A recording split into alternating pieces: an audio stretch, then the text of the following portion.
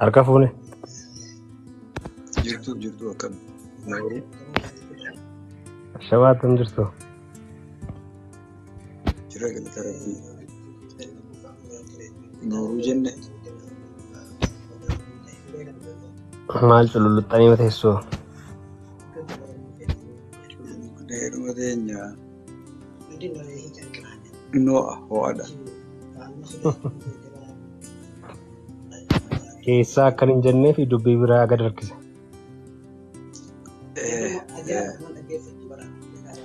Akkamatti? Bakkiitti cululu ganni. Maatti? Asii fakkiin qabu.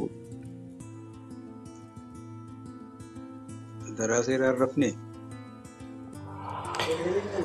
Ciisnee mattee gaarra. Barbaadaa jirtu. Sarchi godhaa jirtu. Raftaa beennaan maalan rafa dhagaan mataarra kaadhee ciisaa jedhe tokko.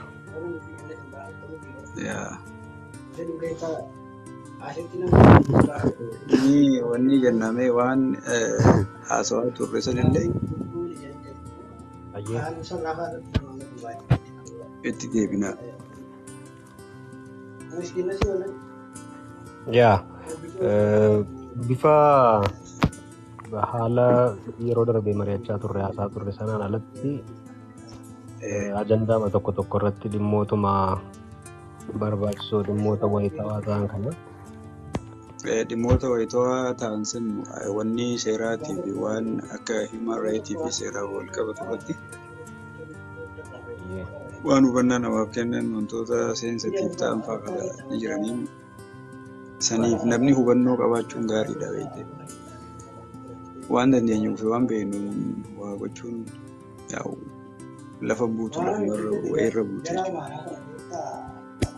Amma necessarily wantoota politikaalii motiveetii ta'an qofa duwwaa otoo hin taane namni seerotuma bu'uuraati jettu waama jireenya guyyaa guyyaatti walitti hidhatu kana mataasaa namoonni hubannaa gahaa hin qabne baay'eetu jiru. Namni amma seeruma hin beekneen adabamaa actually seeruma hin beekneen bulasi seera hin beekneen adabamas. Wanta si ajaa'ibu wanni rakkoo nani amma dhiyootan arge tokko beektaa magaalaan guddoo Oromiyaadhaa Finfinnee miti jedhanii warra Amaaraa waan oofan tokko jira beektaa san dhugaa godhanii warra fudhatan namoota gurguddaa namoota jajjabaa afaan beeka. Heerri Oromiyaa fooyya'ee Finfinneetti akka deebi'e namoota hubannoo hin qabne kan hin beekne kan caasaa mootummaa keessa jiran namoota gurguddaa waan jira beekte. Magaalaan Oromiyaadhaa Finfinnee ta'uusi heerri Oromiyaa fooyya'ee Adaamaa kan jedhu sun gara Finfinneetti jijjiiramuu isaa kan hin beeknee fi kan warri kaan jedhan san dhugoomfatanii gatee manfaata turanii wanti xiqqoo akkanaa kana waa meeqaa jira. Dubbii sana sirriitti ilaalteetta yoo ta'e amma kan akka warra Liddatuu Ayyaaloo fa'aa kun isaan yaadanii beekama wallaaluu wayii fakkaata warri waan odeeffannoo sana waan dhabaniin fakkaatu garuu anuu yeroo ta'e tokko barreesse. Jiraa osoo hin ta'in kan na ajaa'ibaan jiraatii miti barra jaruma keenya warra caasaa mootummaa keessa jiranii sanuma hordofee dhugeeffatanii fudhatanii jiran waan sana. Waan sun akka argiteetta yoo ta'e konstitushiniin Oromiyaa jalqaba gaafa ba'u magaalaa Finfinnee magaalaa guddittii ta'uusaa tumee isa booda 94 natti fakkaata. Actually 92 gara dhumaati. 92 gara dhumaa seerichi fooyyee bifuma sanaan achuma irratti waan hafe qofatti fakkaata namatti magaalaan guddittii. Akka Adaamaa jedhamee filannoo 97 dura tumame tokko ni yaadatta waan sanillee Juuneddiitu mallatteessee garuu na dura dhumee kan jedhudha kan inni ibsachaa ture. Dubbii dhumetti dhufee mallatteessee malee dura dhume waan jedhu kaasaa ture Juuneddiin. So achi booda immoo fooyya'ee Finfinneetti akka deebi'e san namni hedduun quban qabu. Even namootuma hubannoo seeraa qabanii ta'anii kan piraaktisii hin goone fa'aa jiru seera baratanii jechuudha. Caasaa mootummaa keessa. Isaan humaanuu hedduu quban qaban. bakka hin mul'anne jirti beekte amendmentiin suni. Waan sana argiteetti yoo ta'e amma 97 dhiibbaa paartiin kana jidii Finfinnee irratti mo'uusaarraan kan ka'e tapha siyaasaatiif jedhamee gara Finfinneetti akka deebi'u kan godhame maal jedhanii kan maqaa balleessan mataan isaanii jirudha.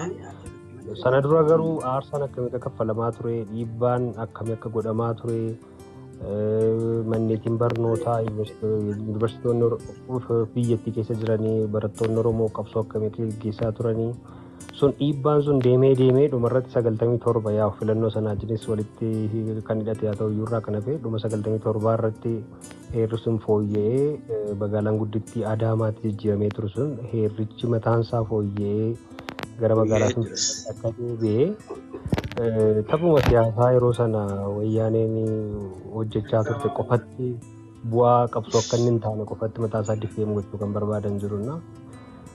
Sun mataansaa hubannoo sirriitti waan sanarraa kaasanii haasa'uun barbaachisaa irratti fakkaata. Ispeeshaalii amma immoo waan fooyya'insa kanaan wal qabatee qabxiilee gurguddaan kakkaa'aa jiran kun amma keewwattoonni heerichaa amma waan Oromoonis akka sabaatti akka qaroo ija isaatiitti ilaalu kanaan tuttuquu sana keessa gaaffiin Oromoon keewwattoota akka fooyya'aniif gaafachaa jiru kan gaaffileen haqaa irratti dhiyaachaa jiran kan akka keewwata 5 kanaa keewwata 49 dhimmoota kanaan wal qabatee jiru achi keessatti ukkaamamee akka nafneef bifa bu'uura yookaas hundee heerichaa diiguun otoo hin taane yookaas akka majarri kakkaasaa jiran kana faawundeeshinii heerichaa kan sabaaf sablammoota uummattoota jedhu kana kan ijaarsi naannolee bu'uura afaanii fi eenyummaa sabaa irratti hundaa'e kana diiguutiin otoo hin taane bifa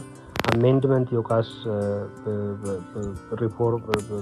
revisionitiin qofa keewwattoota gaaffiin akka sabaatti irratti dhiyaataa jiru kana sirriitti irratti haasa'amee ishoon kun ajandaa ta'ee dhiibbaa barbaachisaa uumuufis eenyumaan ol ogeessonni seeraa waan kana irratti sirriitti haasa'uu qabu jedhee yaadanna. Gama kanaa yoo ilaaltu immoo hundumtuu dhimmoota amma sababni isaa waan hunduma isaa bifa gaaffii siyaasaatiin qofa dhiyeessuutu hin taane tokko immoo xabuma isaan taphatanii xabuma isaaniif galuun jechuudha. Afaan isaaniif galuun leegaal taate. Ajandaa seetingiin mataan isaa baay'ee waan guddaadha jechuun ajandaan sun hojiirratti ni hiikamanii oolaa hin ooluu jechuun waan biraa ta'e jechuudha. Ajandaan tokko yoo deemee ajandaan faallaa isaa jiru immoo yookaan ka poozitiiv yookaan akka haqaa tokko yoo kan dhokatee hafe ta'e uummanni ka dubbatame san fudhata beekte. Keessattuu namni hin beekne yookaan namni hedduun ignoorant ka ta'e ka dhimma Oromoo sirriitti hin beekne sabaaf sablammiin garbiraa waanuma dhiyaateef san fudhata. Aayidiyaan yookaan ejennoon gama biraatiin jiru maali kan jedhu sadhatillee dhiyeessuufii qabda jechuudha. Wanni namaa keessatti sammuu namaa keessatti waan tokko uumuudhaaf ajandaallee uumuu qabda. Yookaan ajandaa kenname saniif deebii gaarii deebii gahaa deebisuun dirqama ta'a jechuudha. Kanaaf kanan siin jedhu amma waan isaan kasaltu waan ta'uu hin dandeenye baay'ee jechuun biyyi federalizimii irraa duubatti deebi'uu hin dandeessu practically impossible illogical. Garuu immoo waan hin taane keessa osoo hin galamiin asumaanuu waan ibsuufiin namarra jiru ibsuufiin gaariidha jechuudha. Fuulduratti bifa fooyya'ina qabuun waanuma amma jiru kanatti fooyyeffamaa deema yoo ta'e malee duubatti fooyya'uu hin danda'u baay'ee. Mirga tokko egaa argattee exercise gochuu jalqabdee booda duubatti deebisuudhaaf yoo carraaqame maal ta'a backfire godha. Diigamiinsa ka sodaatan santu ta'a jechuudha. Ka sodaatame santu dhufaa jechuudha. Carraama qabdutti mataan isaa fayyadamuun murteessaa natti fakkaatan. Sababni isaa amma qabsoodhaan mo'ateera. Sabichi dhumarratti waan fedhe yoo haa ta'u kanas ta'e sanas wanti amma irra geenye kun sadarkaan amma irra geenye kuni bu'aa qabsoo qeerrooti. So akkuma mootummoolee darbanii mootummaan ideoloojiidhaan mo'atee egaa extra constitutionally ideolojiidhaan mo'atee gara taayitaatti dhufu heera mataa isaatii fudhatee dhufuun waan barame waan ta'eef amma mootummaan dargii heera mataa isaatii kan EPRDFs haaluma sanaan sirriitti akkuma gara aangootti dhufame sanaan utuu walta'iinsi jiraatee tokkummaan jiraatee heerota amma jennu keewwattoota amma jennu kan irratti kan gaaffiin irratti dhiyaachaa jiru kan irratti ajandaa mataa ofii fudhataniitu gadi ba'uun jiraateeti yeroo sana wanta marra geenya kun komplikeeshinii kana keessan galla jedhee yaadunna even dheengadduma mataasaa bifa fooyya'insa heeraa jedhanii ajandaa mataa isaanii gaafa isaan kan fudhatanii gadi ba'anii qabxiilee sana mormuu wanticha adeemsi isaa sirrii miti bu'aan isaa sirrii miti jedhanii ajandaa isaan seetnuu godhan sana irratti duuluu sana mormuurraa kan hafe kan ofii fudhatanii gadi ba'uun garuu mul'achaan ture. Filannoon gama kanaan jiru maal eeggannaa akka jedhu qabatanii dhiyaachuun mul'achaan ture. Baay'ee wanti suni qorannoo jedhamee kan amma dhiyaate suni kan ammaatii miti kan turedha. Amma kan barbaadamee fi wanni uumuudhaaf maalinni ajandaa ittiin uumuudhaaf jedhaniiti yeroo kanatti waan ajandaa ta'uuf barbaadaniiti akka isaaniif galetti akkasuma fakkaata malee waan turedha wanni sun. Naannee dhimmoota akkasii irratti dirqamaan haasa'uun barbaachisaadha jedhee yaada.